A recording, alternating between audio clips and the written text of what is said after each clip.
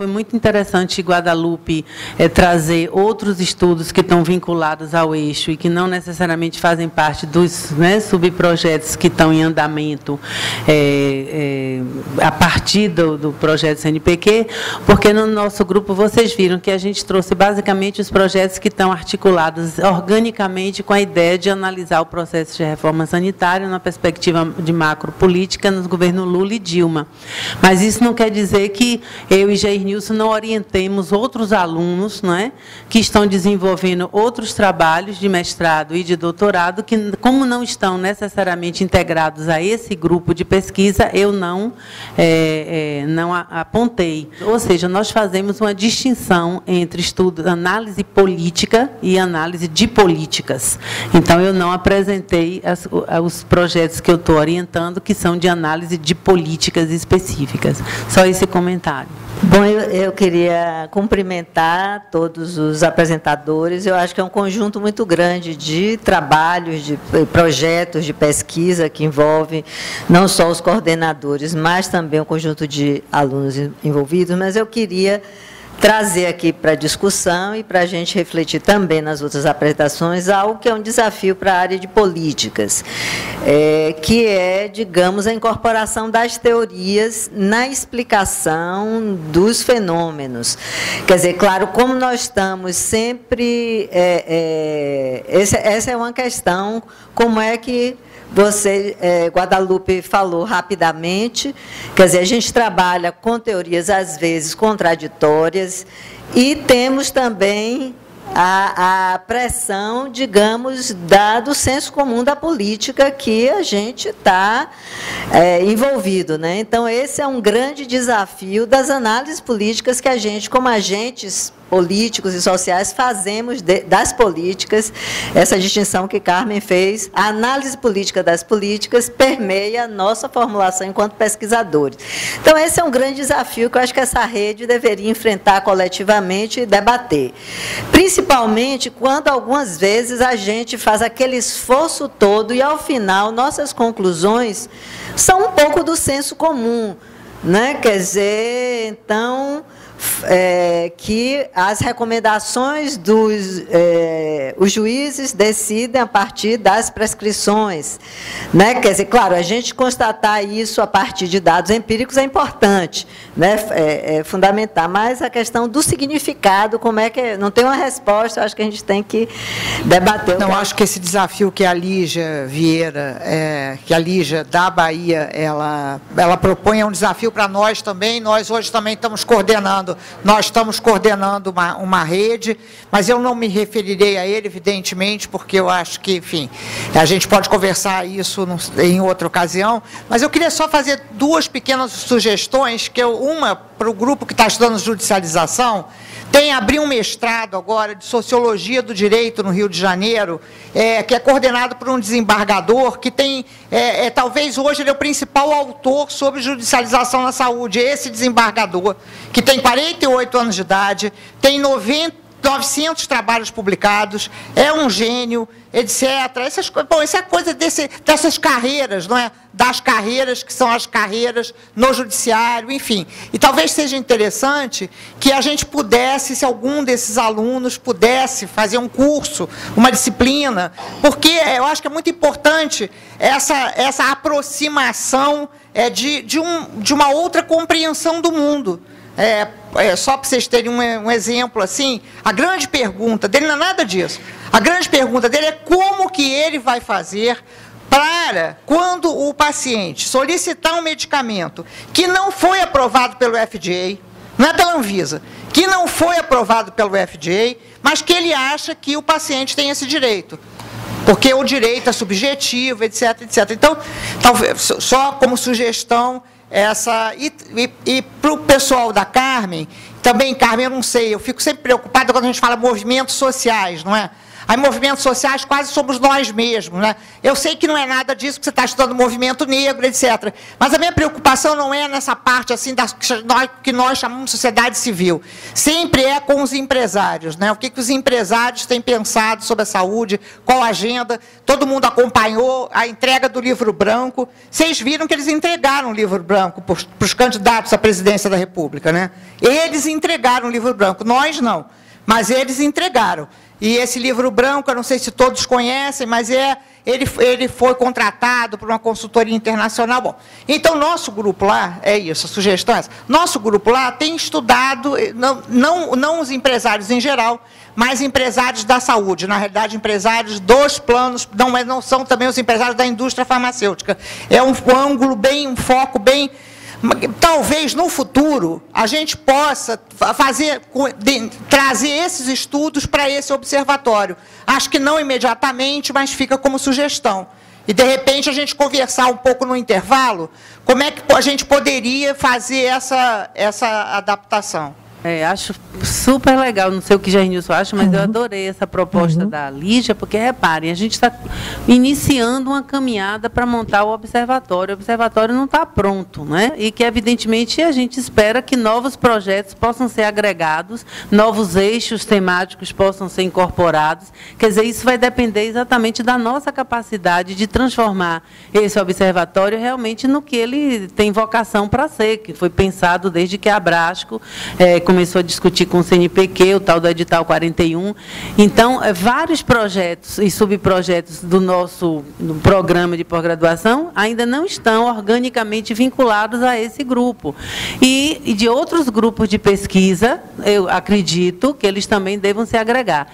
Especificamente em relação a essa análise de conjuntura, eu concordo inteiramente. A gente não pode... Um ator político fundamental são os planos, por exemplo, né? E todo o que você está chamando não só da indústria farmacêutica, dos empresários da saúde, que estão influenciando, inclusive, os partidos políticos. A gente estava discutindo o financiamento das campanhas e quanto a bancada dos planos de saúde aumentou em função, inclusive, dessa vinculação dos planos, tanto a candidatos de direita ou de esquerda, quer dizer, de vários partidos. Quer dizer, então, isso a gente vai ter que trabalhar. Não estamos, no momento, trabalhando. Então, se tem alguém de São Paulo, do Rio, de Minas, de Pernambuco, que esteja trabalhando com isso, que tenha interesse em se agregar ao trabalho do observatório, é exatamente para isso, né, Jair, que a gente está aqui fazendo essa primeira exposição para mostrar como é que a gente está trabalhando e de braços abertos para que os projetos sejam apresentados, né? Para que a participação se torne orgânica. Eu estou entendendo dessa maneira. Fundamental a gente desenvolver, de fato, o aprofundamento teórico das nossas discussões, mas a nossa área de política de saúde, especificamente, assim como outras áreas que têm uma forte cunho aplicado, é muito exigente, ou seja, é muito complexo, é um trabalho muito importante. A gente tem, na área de política, na literatura internacional, várias teorias de análise de políticas. Mas o que a gente vê são sempre teorias parciais, são teorias, né, que o pessoal chama de mesoteoria, né, de teorias de pequeno alcance.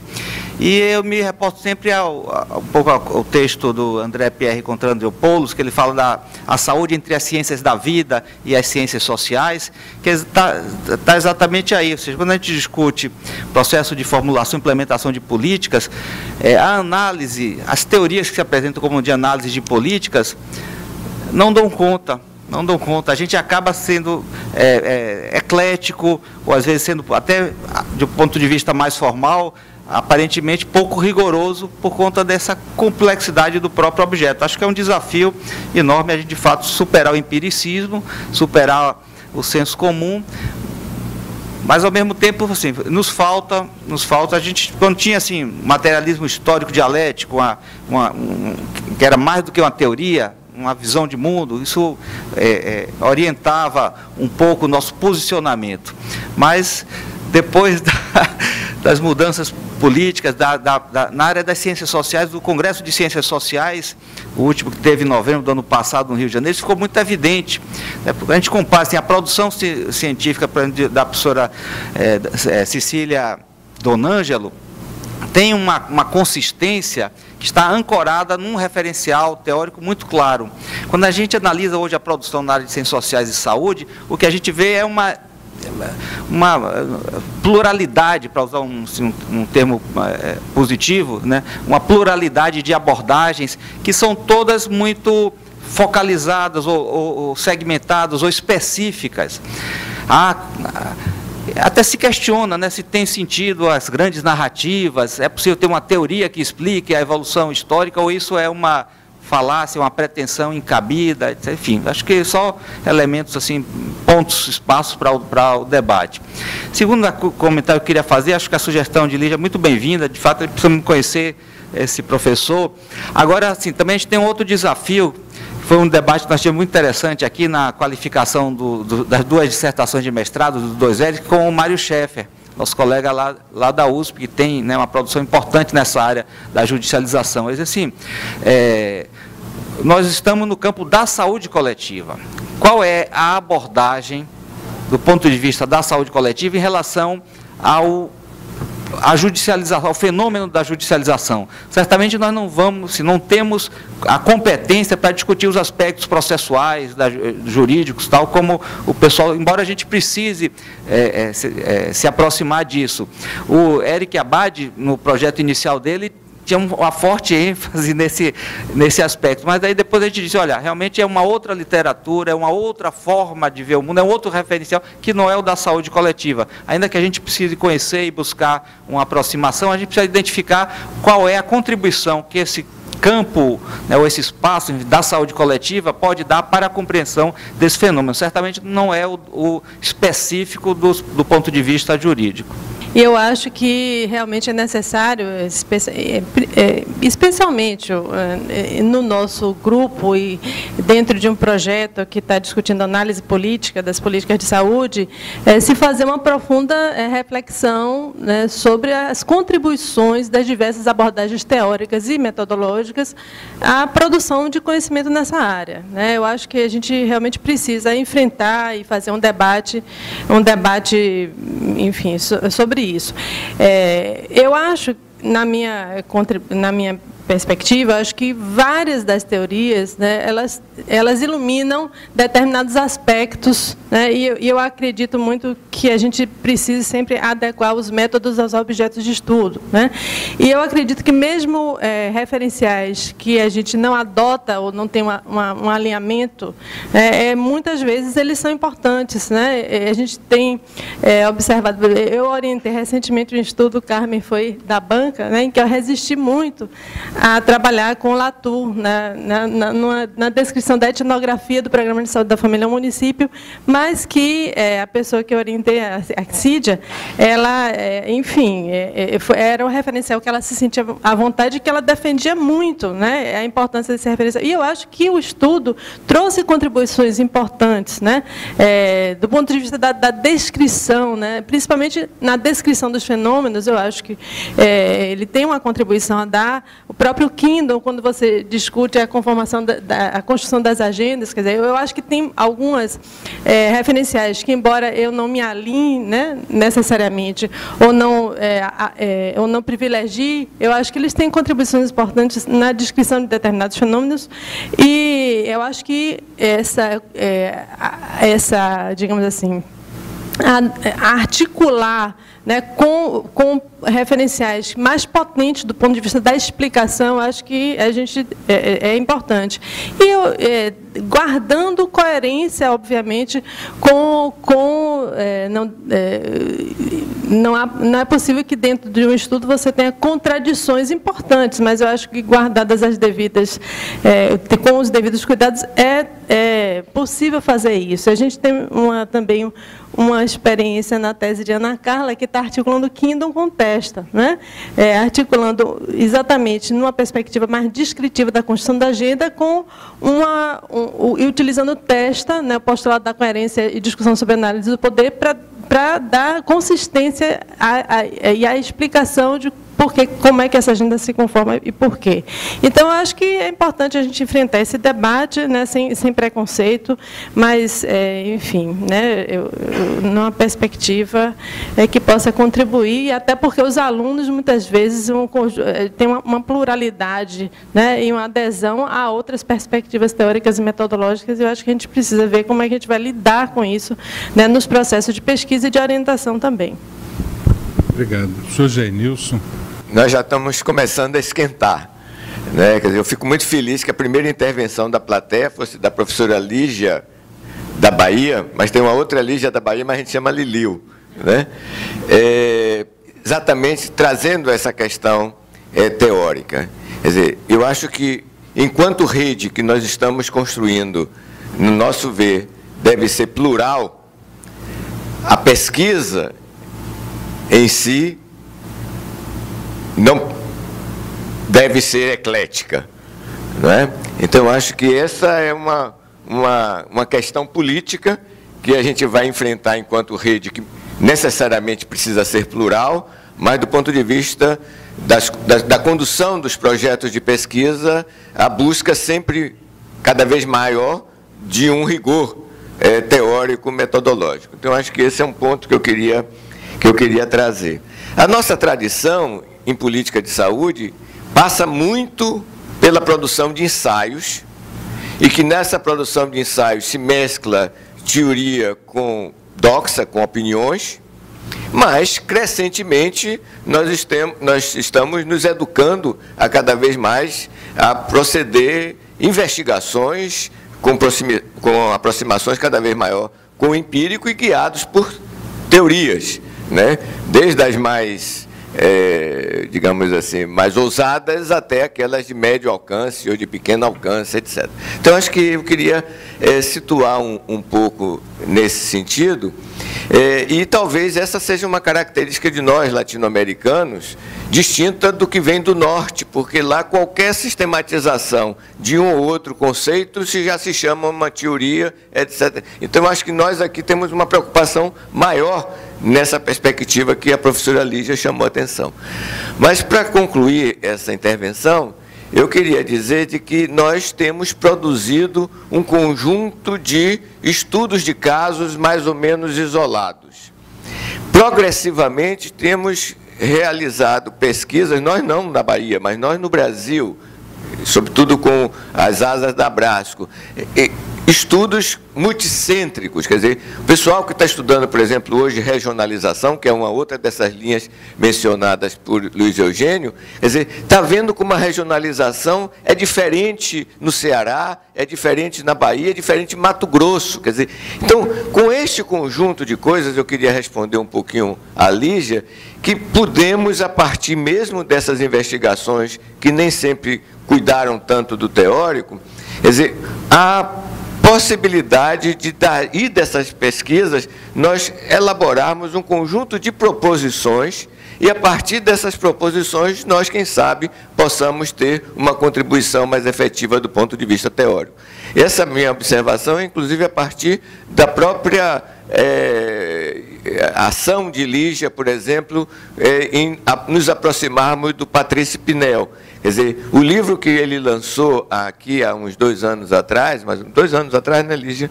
Né? Ele fez mais ou menos isso. Quer dizer, ainda que ele fosse todo inspirado no referencial bourdieusiano, etc., ele juntou um conjunto de pesquisas que tinham um compromisso muito grande com o empírico, e, a partir dessas pesquisas, ele, então, elaborou um conjunto de proposições que aí sim começa a se formular salvo o melhor juízo, um marco teórico nos termos que a professora Lígia nos trouxe aqui. E só para concluir mesmo, Luiz Eugênio, a gente pode ver o marxismo como ideologia ou marxismo como corrente teórica, e às vezes as coisas misturadas. Quer dizer, evidentemente que enquanto a Abrasco, com o seu Congresso de Ciências Sociais, talvez patinasse nessa descrição que você fez recentemente aqui, eu tive notícias recentes da reunião da Ampox, que foi num caminho completamente diferente do que nós estamos seguindo na área de saúde coletiva. Pelo contrário, cada vez mais revendo a contribuição do marxismo para poder entender as nossas misérias. Eu estava pensando em alguma coisa mais operacional, não é? Nós temos aqui um grupo grande de trabalhadores do ISC e temos um grupo, talvez menor, mas evidentemente um grupo expressivo de trabalhadores da área que não são do ISC, não é? Não é o caso de cada um de nós agora levantar e dizer, olha, os meus mestrandos estão... Mas nós temos que, em algum momento, ter um diretório dessas questões. Inicialmente, talvez, dos grupos que aqui estão reunidos, mas como o Luiz Eugênio disse, são 15 projetos, é isso? No total no total da rede, começarmos a pensar em termos alguma coisa. Eu não sei até que ponto o próprio observatório não pode ser uma via final comum, não é? Para que a gente dê conta. Por quê? Por isso que o Jair Nilson acaba de falar. Nós temos inúmeros estudos que são empíricos, estudos de caso, mas que não deixam de transitar por questões de natureza teórica, não é? Quer dizer, nós hoje temos, no nosso mestrado profissional do Instituto de Saúde, alguns projetos que podem apontar para algumas das preocupações que eu pessoalmente estou tendo agora, que é a história das comunidades epistêmicas, os coletivos de pensamento, a cobertura universal de saúde e o que é que isso vai redundar na saúde global e, por decorrência, no nosso processo, que nós não estamos isolados do mundo. Se a OMS e a OPS estão nos invadindo, não é? Com uma proposta de deturpar a atenção primária, não é? E nós temos estudo de atenção primária. Aqui temos estudo de atenção primária no Instituto de Saúde, e seguramente não há nenhum dos grupos aqui presente que não tenha alguém fazendo estudo dessa natureza, não é? Da judicialização, uma das coisas que eu acho que faz falta é qual é o papel que a indústria farmacêutica tem na indução, não é? Em doenças raras, pelo menos, que só tem um medicamento e coisa, isso é claro, não é?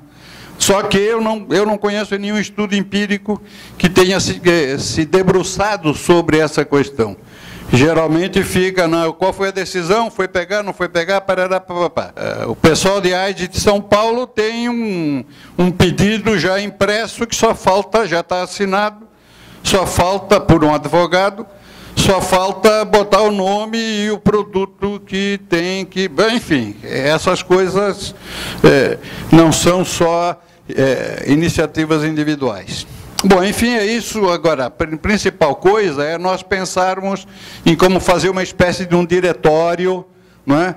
Para sabermos o que cada um desses grupos, e talvez tentar fazer isso na escala mais abrangente para as outras linhas, não é? Que as pessoas estão envolvidas. Bom dia a todos. Eu sou Lígia Rangel Lilio, como disse o Jair Nilson. É uma satisfação muito grande estar participando aqui, ouvindo mais de perto, né, me aproximando mais desse observatório.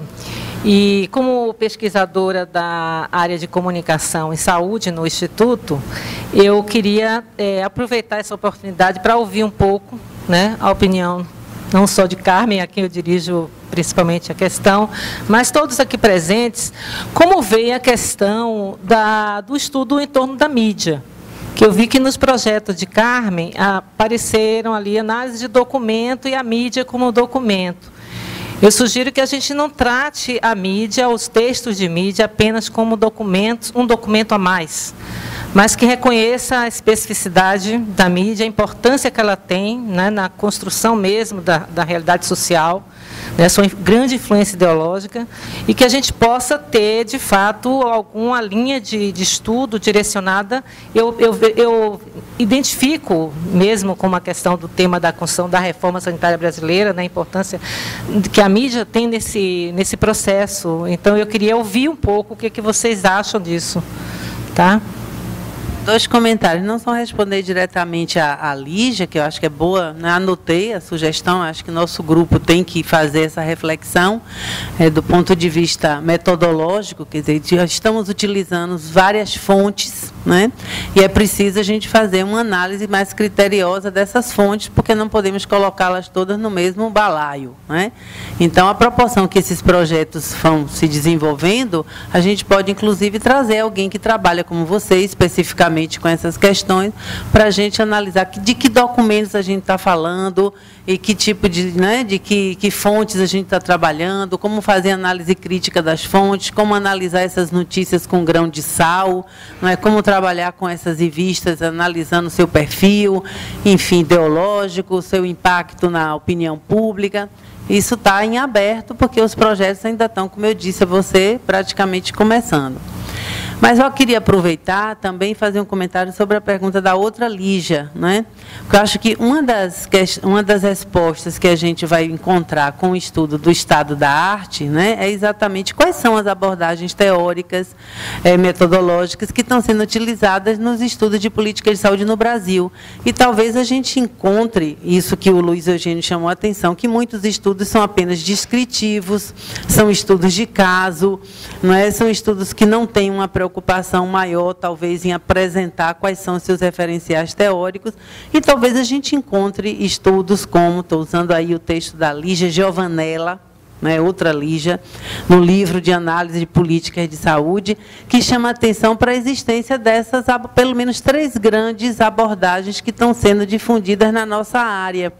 Uma é o marxismo mesmo, como você lembrou bem, está na nossa sociogênese, né, da própria saúde coletiva, essa aproximação com o marxismo estruturalista nos anos 70, mas também com a vertente gramsciana, que já era utilizado por Cecília Donângelo, lá no livro dela, Saúde e Sociedade, e depois toda uma linhagem de reflexão, que o marxismo não é um só, né?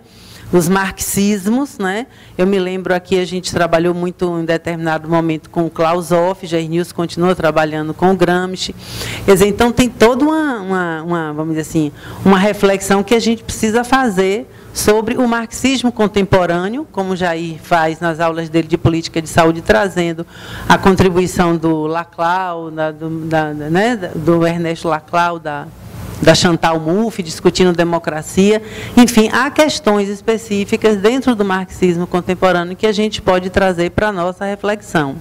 E há também a influência que o pensamento marxista exerceu em autores que são chamados clássicos da nossa saúde coletiva, não só a Cecília Donângelo, mas o próprio Mário Testa. Para quem não conhece, ano passado, um aluno de Jair Nilson Leonardo defendeu uma tese de doutorado analisando o pensamento estratégico de Mário Testa e, especificamente, a influência do Gramsci na construção teórica do Mário Testa. Então, claro que tem muita coisa do Mário Testa que a gente incorpora, tanto pela contribuição que ele deu ao pensamento sobre o poder, mas também sobre a contribuição que ele deu especificamente sobre o poder em saúde, a constituição de sujeitos, né, que eu acho que é uma reflexão. O Mário continua super vivo do ponto de vista da criatividade dele em apresentar propostas que não são teorias, não é simplesmente grande teoria, não é simplesmente uma trama de conceitos, mas coisas que nos servem nos nossos planos de análise. Não é? Por exemplo, para mapear atores, para mapear perfis ideológicos de atores, para pensar relações de poder, espaços e âmbitos do poder no campo da saúde. E isso porque ele continua vinculado a essa vertente marxista, pensando a partir de Gramsci.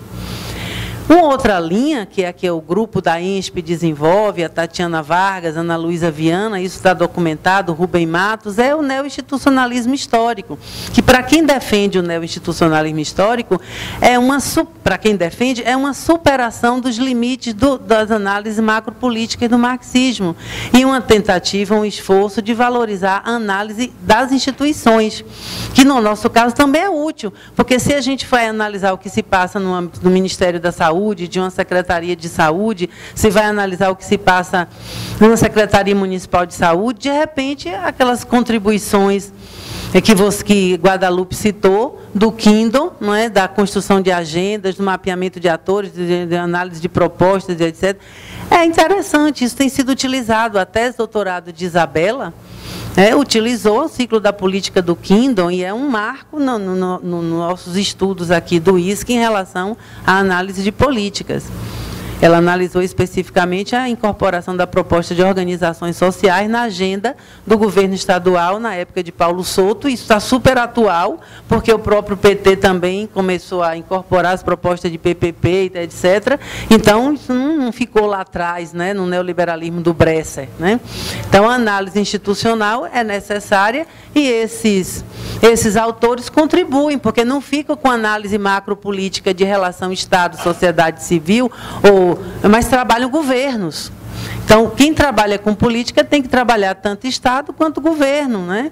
E é o que a gente está fazendo. A gente tem nosso referencial maior para pensar o Estado brasileiro, e aí a gente tem toda uma linhagem de autores da ciência política que nos ajudam, quanto a gente, e vou chegar a Bourdieu, e temos os estudos sobre o governo, que aí já é o desafio da gente entender as diferenças entre um governo A, um governo B, um governo C, as relações intergovernamentais, quando você tem um governo federal que é X, e um governo estadual que é Y, um governo municipal que é Z, né?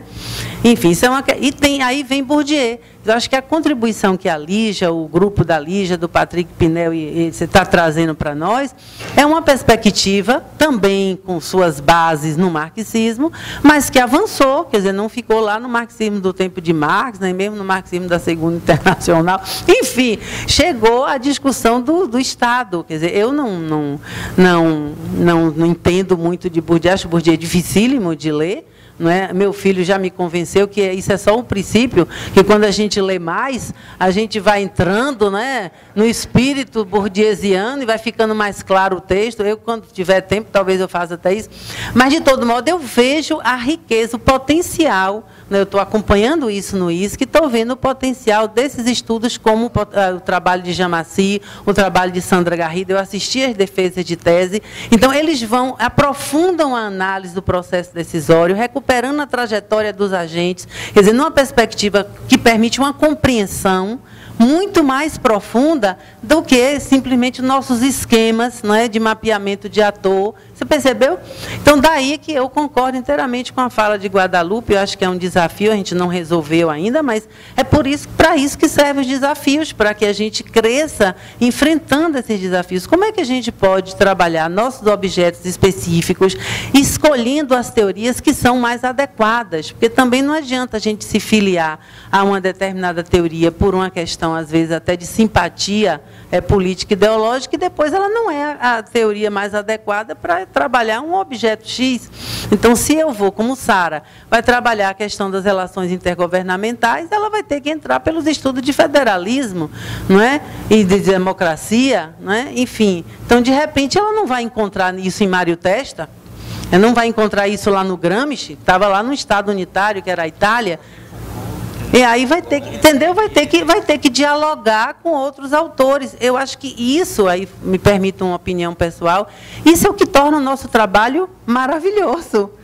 Né? Isso é o que faz a gente gostar de gostar do que a gente faz, porque a gente é desafiado continuamente a estar ultrapassando fronteiras, citando Foucault. Quer dizer, isso é o que faz a gente pensar se é possível a gente pensar diferente do que a gente pensa. Que essa é uma questão que Foucault me colocou alguns anos atrás. Quer dizer, a gente continua a pensar para saber se é possível pensar diferente do que a gente pensa. Então, não vamos ficar pensando igual, né, a que a gente pensava há 35 anos atrás, embora a gente não possa perder, né, nossas raízes, né, nossos princípios, nossos valores que nos constituem como sujeitos. Eu queria que a gente pensasse e aproveitasse esse esforço da rede, não para fazer como os matemáticos que se reuniram naquele congresso e definiram quais eram as perguntas dos matemáticos, e eles têm a vida, ficam resolvendo, né? Então, eles definem quais são as perguntas da matemática. Mas também pensar no chamado dos próprios epidemiologistas, editores dos cadernos de saúde pública, que fizeram aquele editorial voltado, principalmente, são basicamente epidemiologistas, né? As editoras, para fazer, que eles não querem fazer mais do mesmo. Os próprios epidemiologistas não estão querendo fazer mais do mesmo. Então, a gente está numa rede de pesquisa. Claro que a gente, na área de política, não vai deixar de discutir a conjuntura, tirar documentos, se posicionar, mesa de amanhã, amanhã vai tratar disso, mas é uma grande oportunidade da gente trabalhar as nossas questões de pesquisa, e eu não falo só do ponto de vista da grande teoria, que é importante, e aí esse intercâmbio, porque nenhum de nós pode dominar todas as teorias, e cada teoria é uma vida, né? Então, cada um, eu acho que essas contribuições são ricas, mas eu falo assim numa coisa menor, quando eu penso assim, qual é a cobertura do SUS hoje? Então, eu tenho aqui a Marcele Cardoso me orientando, que fez a dissertação sobre o tema. Tem relação à cobertura, tem polêmica, se é cobertura, acesso, utilização, entendeu? E, então, se a gente chegar a pequenos acordos, né, digamos, quais são os problemas de acesso ao SUS, qual é o conceito de acessibilidade que possa ser respondido em vários estudos de caso, quer dizer, que a gente oriente, e a gente debata as grandes teorias, que contribuições possam dar, claro, a partir de estudos concretos, eu acho que a gente vai usar a rede de uma forma para dar um avanço.